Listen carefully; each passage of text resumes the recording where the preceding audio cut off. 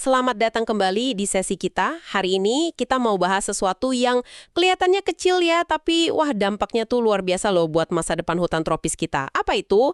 Penanganan benih pohon. Sumber kita kali ini rangkuman, catatan, sama kutipan dari riset-riset teknis. Jadi siap-siap nih buat dengar beberapa insight yang cukup mendalam. Misi kita kali ini, ya kita coba bongkar deh lapisan-lapisan kompleksitas di balik sesuatu yang sering kita anggap, cuma biji pohon doang. Kita lihat nanti ada kemajuan teknologinya, tapi kita gali juga. Kenapa kok di tengah kemajuan itu tantangan gedenya masih ada aja gitu? Dan yang paling penting, kenapa sih ini relevan buat Anda tahu? Oke, buat gambaran awal nih ya, coba bayangin kontras ini deh. Benih yang kualitasnya jelek, lawan benih unggul. Pengaruhnya tuh bisa dramatis banget. Ada satu acuan di catatan bilang lahan semak yang udah rusak, gitu ya, mungkin cuma hasilin kurang dari 1 meter kubik kayu bakar per hektar per tahun. Cuma segitu. Nah sekarang bandingin sama hutan yang dikelola benar, pakai benih berkualitas di tempat yang sama, potensinya bisa sampai 20 meter kubik. Jauh banget kan bedanya? Ini nunjukin betapa fundamentalnya peran si benih ini. Nah mari kita bedah bareng-bareng kenapa potensi gede ini seringkali susah banget dicapainya. Oke, kita mulai dari yang bagus-bagusnya dulu ya. Dalam katakanlah 10-15 tahun terakhir ini, rupanya ada lumayan banyak kemajuan ya di bidang teknologi penanganan benih pohon tropis ini. Jadi ini bukan bidang yang diem aja gitu ya. Betul sekali. Ada dorongan kuat memang dari sisi ilmiahnya. Riset jalan terus kok. Jadi kita dapat pemahaman baru tentang perilaku spesies tropis. Misalnya, gimana cara nyimpen benih yang benar, atau gimana ngatasin kondisi tidur alaminya benih itu, dormansi istilahnya, supaya bisa berkecambah gitu. Pengetahuan ini kan penting banget. Selain itu, ya akses ke informasinya sendiri juga jauh lebih bagus sekarang. Oh ya? Iya, berkat teknologi informasi kan, buku panduan teknis, publikasi ilmiah, sekarang lebih gampang dijangkau. Fasilitas teknis pendukungnya juga makin banyak tersedia loh sekarang. Contohnya apa tuh? Ya dulu mungkin susah ya cari alat panjat pohon yang aman, atau wadah penyimpanan kedap udara yang bagus, mesin sederhana buat bersihin atau olah benih, bahkan kulkas khusus buat nyimpen benih jangka panjang. Sekarang, di banyak negara tropis, terutama di pusat riset atau lembaga kehutanan gitu, fasilitas ini ya relatif lebih gampang lah ditemuin. Oh, dan jangan lupa sistem dokumentasi benih pakai komputer. Ini benar-benar revolusioner sih. Cara data asal-usul, kualitas benih dicatat, dikelola, dibagikan, itu jadi jauh lebih efisien. Ini kemajuan penting. Catatan kita juga ada nyebutin nih beberapa negara tropis yang katakanlah lebih maju dan sumber dayanya cukup, itu bahkan udah berhasil bangun sistem pasokan benih hutan yang lumayan jalan gitu. Jadi secara teknis, secara infrastruktur dasar sebenarnya udah banyak kemajuan ya yang bikin kita bisa ngerjain ini lebih baik. Nah, ini dia nih bagian yang bikin kita agak mikir ya. Kalau teknologinya berkembang, akses infonya lebih gampang, fasilitasnya ada, kenapa catatan-catatan ini kok konsisten banget nunjukin kalau sektor perbenihan di banyak negara tropis itu masih sering kurang sumber daya. Dan yang paling bikin khawatir, kualitas benih yang muter di lapangan itu seringkali jauh dari harapan. Di mana sih sebenarnya masalahnya? Nah, iya. Ini simpul masalah yang rumit banget. Nggak ada jawaban tunggal jelas. Tapi salah satu akar masalah paling dasar yang diulang-ulang terus di sumber kita, itu adalah jeda waktu yang ekstrim. Jeda waktu? Maksudnya? Jeda waktu antara pas benih itu ditanam sampai pohonnya cukup gede buat dinilai kinerjanya. Kita ngomongin soal bertahun-tahun loh ini, bahkan bisa puluhan tahun buat beberapa jenis pohon. Nah, ini bikin klaim soal kualitas unggul sebuah benih jadi susah banget dibuktiin secara cepat dan meyakinkan buat pembeli atau pengguna akhirnya. Jadi semacam masalah kepercayaan yang ketunda gitu ya. Nggak bisa langsung lihat bukti. Dan ini yang kemudian bikin muncul apa yang disebut siklus setan atau vicious cycle itu ya. Situasi di mana pembeli, misalnya petani gitu, ragu mau bayar lebih mahal buat benih berkualitas karena buktinya ya nunggu bertahun-tahun lagi. Akibatnya, karena nggak ada yang mau bayar mahal, ya pemasok benihnya juga jadi malas gitu ya buat investasi lebih. Padahal kan proses menghasilkan benih berkualitas tinggi itu pasti lebih ribet, lebih mahal. Jadi saling tunggu, akhirnya kualitasnya ya gitu-gitu aja. Gitu bukan sih? Nah, iya. Anda nangkap intinya persis. Itu dilema klasik ayam dan telur banget yang bikin susah maju. Dan siklus ini diperparah lagi sama beberapa faktor lain yang saling ngunci. makin susah diurai jadinya. Apa aja tuh faktor lainnya? Pertama, ya kondisi ekonomi si pengguna benihnya. Sumber kita nyebut riset yang nunjukin mayoritas penanaman pohon di luar hutan industri gede ya, itu sebetulnya dilakuin sama petani-petani kecil. Oh, justru petani kecil ya? Iya, di lahan mereka sendiri. Nah, banyak dari mereka kan operasinya dengan sumber daya yang ya terbatas banget. Jadi logis dong kalau mereka mikir 2 kali atau bahkan ya emang nggak mampu buat keluarin biaya ekstra demi benih yang katanya lebih bagus. Apalagi kalau manfaatnya baru kerasa jauh nanti. Mereka kan butuh hasil cepet. Iya juga ya. Kedua, tantangan distribusi. Ini nggak bisa dianggap enteng loh. Coba bayangin deh, susahnya nyalurin produk biologis kayak benih ini. Seringkali kan sensitif, masa simpangnya terbatas, harus dikirim ke daerah-daerah pelosok. Wah, iya. Oh, jumlahnya kecil-kecil buat kebutuhan petani perorangan. Salah satu sumber malah bilang, jangkauan distribusi sebagian besar pemasok benih itu pendek banget, seringkali kurang dari 50 kilometer. Waduh, cuma 50 kilometer. Iya, ini kan jelas banget ngebatasin akses buat banyak calon penanam di lokasi yang jauh. Ketiga, nah ini masalah inti yang krusial banget. Dokumentasi kualitas yang seringkali, jelek atau nggak standar. Dokumentasi kualitas benih. Iya, kualitas benih itu kan ada 2 dimensi utama ya. Kualitas genetik, ini soal asal pohon induknya, potensi tumbuhnya nanti gimana. Terus kualitas fisiologis, ini kemampuan benih itu buat hidup dan tumbuh berkecambah. Sayangnya, dokumentasi buat 2 aspek ini seringkali lemah banget. Lemahnya di mana tuh? Buat kualitas genetik, klaim asalnya unggul itu susah diverifikasi. Kenapa? Ya karena kurang data uji coba jangka panjang buat sebagian besar spesies tropis. Istilah kayak sumber benih terbaik yang ada, itu bisa jadi ambigu banget dan nggak transparan. Nggak jelas ukurannya ya? Betul. Sementara buat kualitas fisiologis, standar pengujiannya mungkin beda-beda antar lembaga, atau metode analisisnya udah ya ketinggalan zaman. Nah, ketidakjelasan definisi sama dokumentasi kualitas ini, sayangnya ya, buka pintu buat klaim yang nggak akurat, atau bahkan praktik penipuan. Wah, ini bahaya dong. Iya, ini ngerusak kepercayaan di sistemnya. Oke, jadi kalau kita tarik lebih jauh lagi nih ya, ini bukan cuma soal teknis gimana nyimpen benih atau nguji kecambahnya aja dong. Ini nyangkut sistem yang lebih gede, termasuk tren ekonomi, kebijakan pemerintah yang lagi jalan gitu ya. Tepat sekali. Sumber-sumber ini secara gamblang nunjukin tren yang cukup kuat selama 10-15 tahun terakhir di banyak negara berkembang, yaitu pergeseran dari peran dominan sektor publik ke arah penguatan mekanisme pasar. Ini di banyak sektor, termasuk kehutanan. Oh, jadi swastanisasi atau peran pasar diperkuat gitu ya? Iya. Nah, pengelolaan dan penyediaan benih hutan yang dulunya sering dianggap layanan publik atau paling nggak disubsidi kuat sama pemerintah, sekarang makin didorong buat ikut logika pasar. Terus, apa dampak utama dari pergeseran cara pandang ini buat ketersediaan dan kualitas benih hutan tropis? Terutama yang buat tujuan non-komersial ya? Ya, logika pasar itu kan dasarnya nyari untung finansial ya.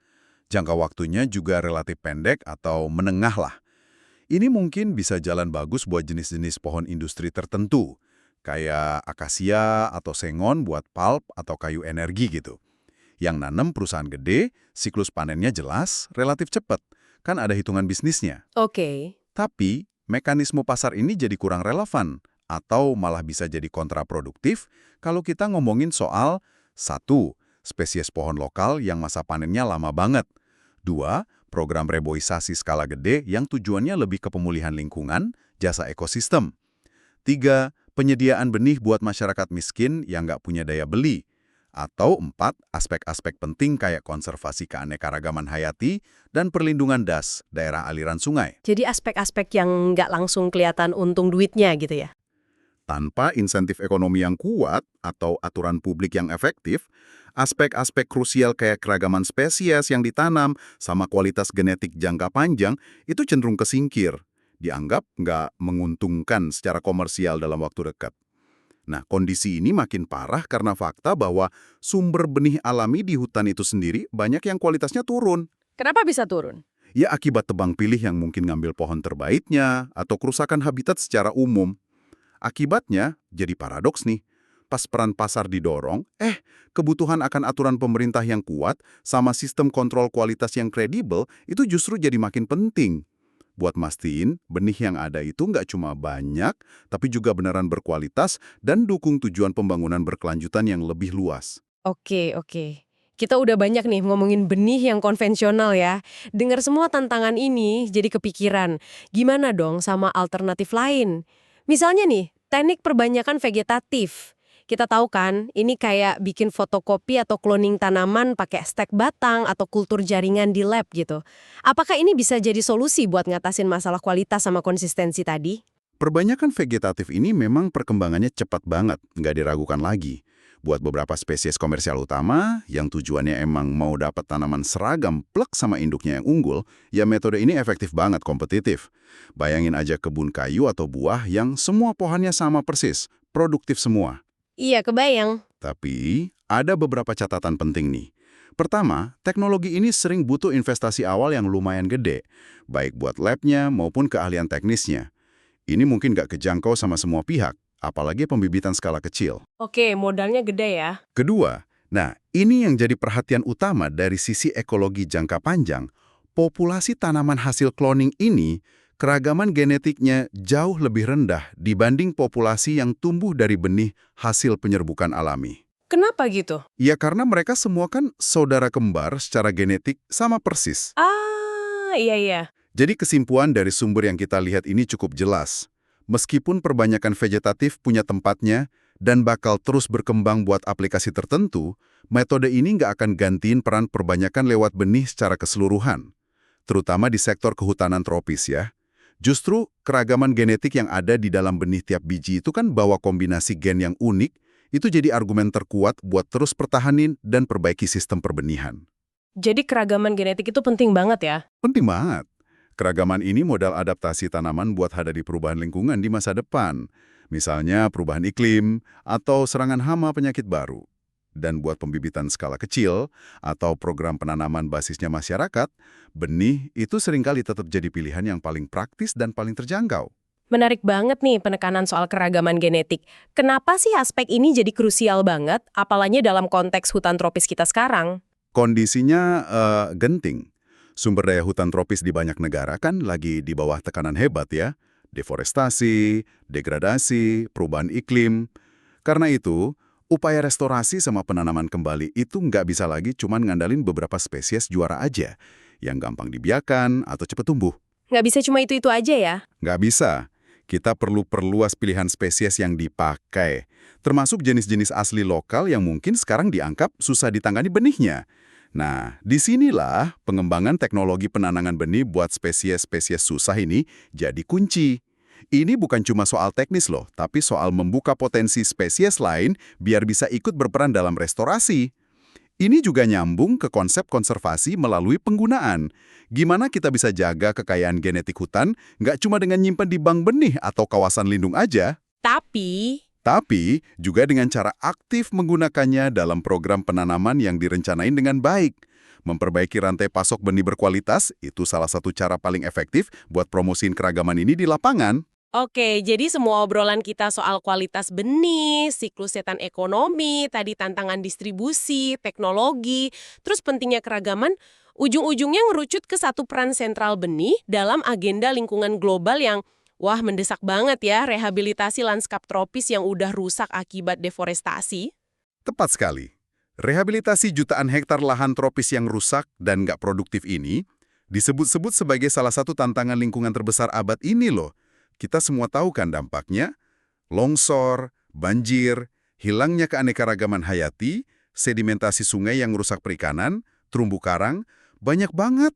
Nah, memulihkan fungsi ekologi sama produktivitas lahan ini tugas raksasa. Dalam keseluruhan proses restorasi ini, mulai dari perencanaan, siapin lahan, nanam, sampai melihara, penyediaan benih yang tepat, jumlahnya cukup, dan kualitasnya tinggi, itu fondasi awalnya. Jadi kayak batu pertamanya gitu ya? Iya, mungkin kelihatannya detail kecil ya dalam skema besar, tapi ini mata rantai penghubung yang krusial banget. Sumber, kita pakai analogi yang kuat nih, benih itu jembatan genetik. Jembatan genetik. Iya, yang menghubungin generasi pohon masa lalu, induknya, dengan generasi masa depan, anakannya. Sekaligus, benih juga berfungsi sebagai kendaraan yang bawa potensi genetik, bisa bawa perbaikan kualitas kalau asalnya bagus dan ditangani benar. Atau sebaliknya, bisa bawa kemunduran kalau kualitasnya jelek atau asal-usulnya nggak jelas. Jadi kualitas hutan masa depan kita itu sangat bergantung pada kualitas kendaraan yang kita pakai hari ini. Lawan 20 meter kubik kayu bakar per hektar, itu benar-benar negasin ya betapa vitalnya peran benih kualitas sama pengelolaan yang pas. Ini bukan cuma soal angka produksi kayu aja ya, tapi nyangkut kapasitas lahan buat dukung kehidupan, sediain air bersih, jaga stabilitas lingkungan. Skalanya bisa gede banget dampaknya. Jadi, apa nih rangkuman penting yang bisa Anda bawa pulang dari diskusi kita kali ini?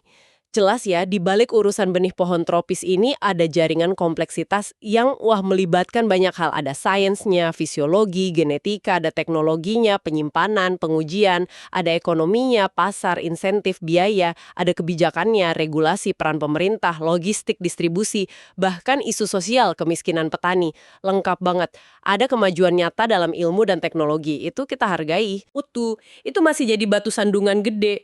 Perlu solusi inovatif. Dan satu poin penting lagi yang digarisbawahi sama sumber-sumber ini adalah fokusnya pada proses penanganan benih itu sendiri. Kualitas genetik memang dasar ya, tapi buku acuan yang sering kita kutip itu lebih banyak nekenin rangkaian tindakan setelah benih dikumpulin. Diasumsikan kita mulainya dari benih yang genetiknya udah bagus. Nah, proses penanganannya ini dilihat kayak rantai panjang. Rantai panjang gimana maksudnya? Mulai dari panen di pohon induk terpilih, terus diproses, dibersihin, disortir, dikeringin, diuji, disimpan, dikirim, sampai akhirnya disebar atau ditanam. Panjang kan prosesnya? Nah, setiap mata rantai di proses ini punya potensi resiko. Kesalahan kecil aja di satu tahap misalnya, cara ngeringinnya salah, nyimpennya suhunya nggak pas, lot benih kecampur, atau telat kirim, itu bisa nurunin kualitas akhir benih secara signifikan, terutama viabilitasnya, kemampuan buat berkecambah. Wah, bisa fatal ya. Bisa banget. Bahkan bisa ngerusak semua investasi dan usaha yang udah dilakuin di tahap-tahap sebelumnya. Kualitas benih yang nyampe ke tangan pengguna itu seringkali ditentuin sama mata rantai terlemah dalam seluruh proses penanganan ini. Sebuah pengingat kuat ya bahwa dalam sistem yang kompleks, detail operasional yang kelihatannya sepele bisa punya dampak berantai yang signifikan. Kualitas hutan masa depan kita bisa bergantung pada suhu kulkas penyimpan benih hari ini ya. Bisa dibilang begitu. Oke, sebagai penutup nih, kita lempar satu pertanyaan reflektif deh buat Anda pikirkan lebih lanjut. Mengingat adanya siklus setan tadi antara orang enggan bayar buat kualitas yang belum kelihatan dan pemasok enggan investasi karena pasar nggak pasti, kira-kira solusi non-teknologi apa sih yang paling menjanjikan buat mutus lingkaran ini? Apa mungkin lewat model bisnis baru yang bagi resiko sama keuntungan? Atau skema sertifikasi dan jaminan kualitas yang lebih dipercaya tapi juga terjangkau? Atau kebijakan pemerintah yang ngasih insentif langsung ke petani atau pemasok benih berkualitas? Atau mungkin pendekatan berbasis komunitas yang berdayain kelompok tani buat produksi dan kelola benih unggul lokal mereka sendiri? Gimana ya cara paling efektif buat mastiin benih pohon tropis terbaik, genetik maupun fisiologisnya, itu benar-benar bisa diakses dan terjangkau oleh mereka yang justru paling banyak nanam pohon di lapangan, yaitu para petani kecil. Nah, ini tantangan yang layak kita renungkan bersama.